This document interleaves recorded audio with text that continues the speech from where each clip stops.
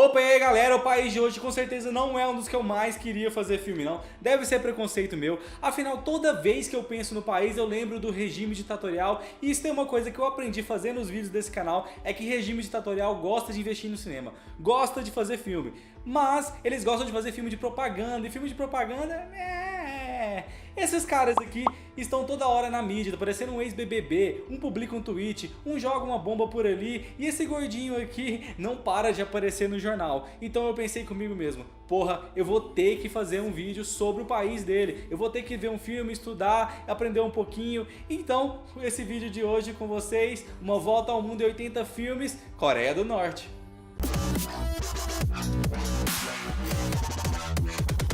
Esse vídeo de hoje vai ser um pouquinho diferente dos outros, até porque eu já falei sobre outra Coreia aqui no canal e meio que as duas Coreias dividem boa parte das histórias delas. Tá certo que depois da divisão teve a influência americana, a influência soviética e cada uma desenvolveu a sua própria história, o seu próprio cinema, mas elas têm essa base em comum aqui e a Coreia do Norte é um país muito fechado, não dá pra confiar muito nas informações que chegam de lá. Muita coisa é vazada, muita coisa é divulgada propositalmente pra mudar a cara do país, mudar como as pessoas de fora o enxergam, então esse vídeo aqui meio que vai ter uma cara de curiosidade.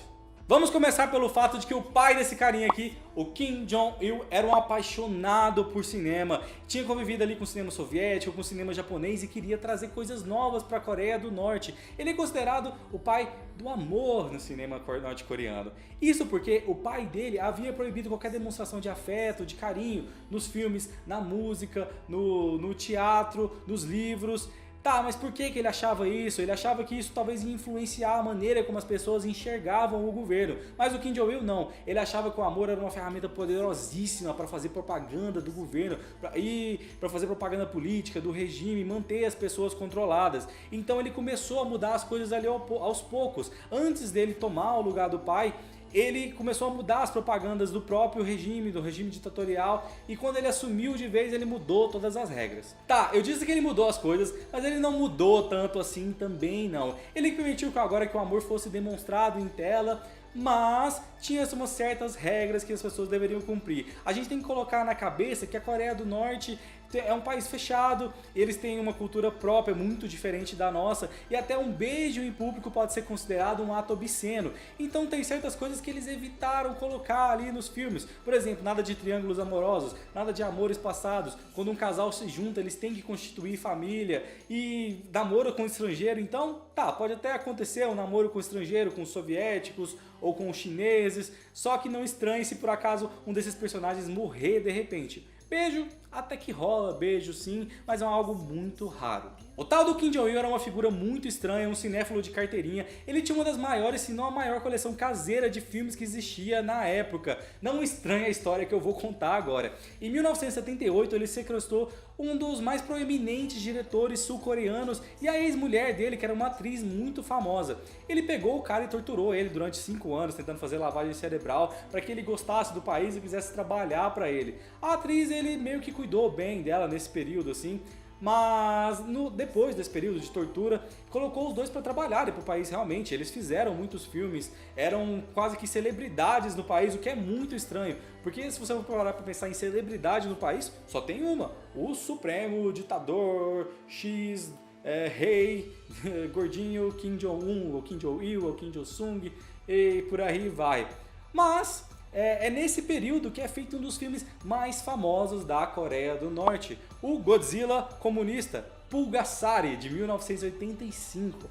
Depois que esse filme foi feito, eles fizeram alguns outros filmes e estavam por aí divulgando esses filmes fora do país. Foi quando o diretor aproveitou para dar no pé e fugir do regime, pediu proteção da CIA, porque a Coreia do Norte, claro, queria matar ele. Internamente ele tirou o nome dele dos créditos de todos os filmes que ele tinha feito e colocou ele como um inimigo do Estado. Esse cara acabou continuando trabalhando, fazendo filmes, fez até filmes pra Disney. E agora, para finalizar o vídeo, vamos falar do filme de hoje, que poderia se chamar... Meu Deus, como isso é bonito, poético, mas eu dormi.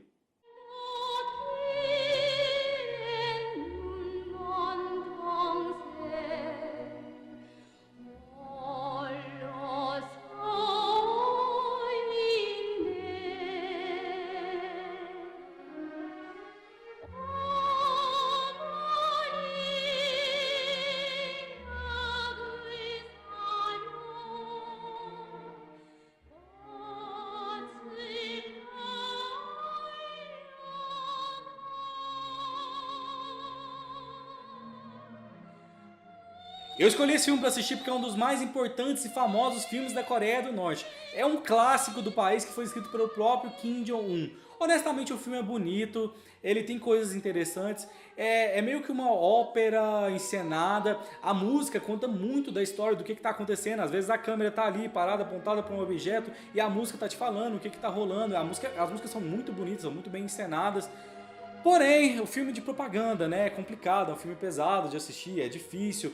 Ele conta a história dessa vendedora de flores e da família dela, que honestamente é muito azarada, tudo que podia dar errado para essa família dar. A mãe é doente, ela não consegue vender flor, não consegue ter dinheiro para pagar a dívida, comprar remédio, e a coisa só vai piorando, piorando, piorando, porque ela é muito azarada, de verdade. A vida dela é muito, mas muito difícil. Só que aí, como todo filme de propaganda, ele precisa ter uma reviravolta legal, né? E aí no final chega o Supremo Imperador para salvar todo mundo, salvar todos os pobres, tirar todo mundo das garras do imperialismo. E é bem isso que acontece. Honestamente, eu não vou te recomendar esse filme, porque não é legal, a não ser que você queira muito conhecer a Coreia do Norte, entender como é que funciona o país. Mas é um filme pesado, não é fácil de assistir, é mais aquela coisa da poesia em si mesmo, para você conhecer uma coisa diferente. Mas assim, tem outros filmes para você assistir. Não é difícil achar filmes da Coreia do Norte na internet. Tem muito filme deles no YouTube.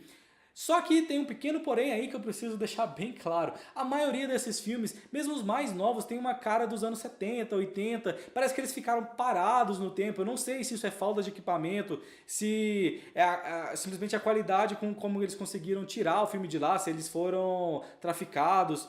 Porém, eles estão lá para você conhecer, poder assistir, dar uma olhada aí no YouTube, e fica a dica então. Mas e aí, você gostou desse vídeo? Se gostou, deixa um curtir aqui, deixa um comentário no canal. Você já visitou a Coreia do Norte? Eu acho improvável que isso tenha acontecido. Mas se você conhece outros filmes de lá, sabe outras histórias, quer comentar um pouco aqui, tá com medo do gordinho tacar míssil na sua cabeça? Não, se você estivesse nos Estados Unidos, talvez isso acontecesse. Mas a gente tá no Brasil, estamos seguros por enquanto. Então, até o próximo vídeo, um abraço e tchau!